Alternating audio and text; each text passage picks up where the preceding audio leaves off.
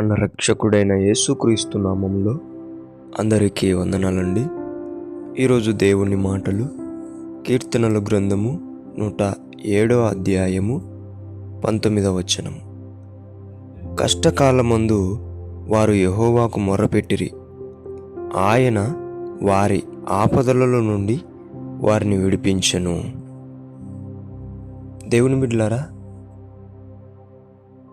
ఎవరినైనా దేవుడు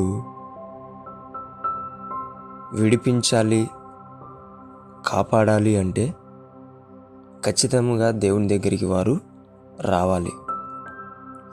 రాకుండా ఎంత కన్నీరు కార్చినా, రాకుండా ఎంత బాధపడినా, ఎంత కష్టం అనుభవించినా సరే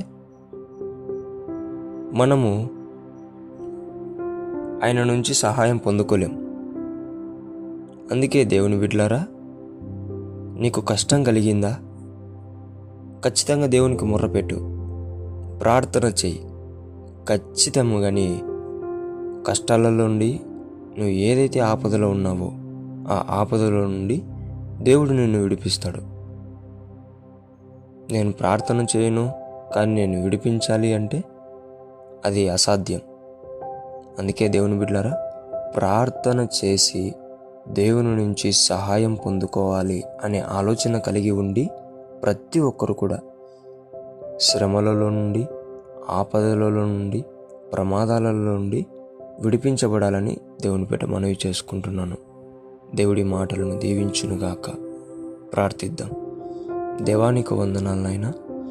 చాలామంది ప్రార్థించకుండానే సహాయం పొందుకోవాలని ఆశపడే వాళ్ళు ఎంతోమంది ఉన్నారు ప్రభువా.